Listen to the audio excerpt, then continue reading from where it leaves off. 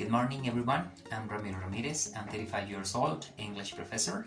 I've been teaching English for about 7 years in different fields, undergraduate students, adults, among others. What I like the most about teaching English is we need to be updated all the time, not only the subject we teach, but also in different kind of areas, such as ICTs, innovation, among others. This is the way sometimes I teach. I use this board, and sometimes I change to my laptop in order to handle and share some screens with my students and platforms.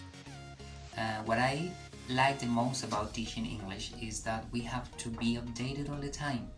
Not only the subject we teach, but also in different kind of fields such as ICTs, motivation, pedagogical methods, Today's society is different, very different than 10, 20 years ago, and every single day it changes. Well, in my free times, I love swimming, but because of the quarantine, we cannot do it.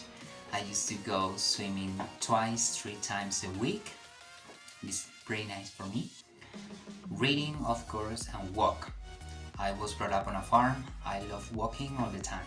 Strengths. I love making materials just to have plan B, A, B, C, D, and so on. And we know sometimes we have troubles in the classes and different situations with the students. We need to be prepared all the time with different materials such as audios, recordings, and so on, among others. That's the why teachers must apply different contexts, but the most important, in my opinion, and according to my experience, is that we need to apply according to students' needs. We need to carry out different activities. It is not the same to teach English or a subject here in Bogota, which is a big city, than teaching on a farm, for example. We have different kind of people, different personality, different strategies, and the most important, different needs. Another strength I have, I consider a very punctual person. I love organizing my materials, my classes, not only for classes, of course, in general in my life. My weaknesses are, to be honest, I still struggle with memorizing names. Sometimes it is quite difficult to me to identify some faces with names, to be honest, but I'm practicing how to do it just to figure it out. In terms of virtual education, I consider 3 important steps. The first one is the applied different methods. In the synchronous moment, for example, we need to apply different kind of strategies, ICTs, because it is not the same being here than being in a class, in a classroom. Second one is the time management techniques. We need to handle different kind of tools and different kind of methods to make ourselves understood.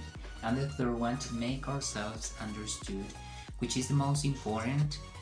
We need to adapt some materials to help the students to understand the information they are reading, they are studying with. This is the most important. I realized when I started teaching online, it's different. We need to apply it and carry out different kind of materials, activities. We need to adapt all the time for the best teaching. Virtual education requires time to invest for synchronous and asynchronous moment with students to make ourselves understood. It is the most important, I think. Finally, I've been teaching English for 6 months like this. Sometimes I use the laptop in order to share some platforms, and sometimes I use board in order to answer some students' questions. Thank you very much.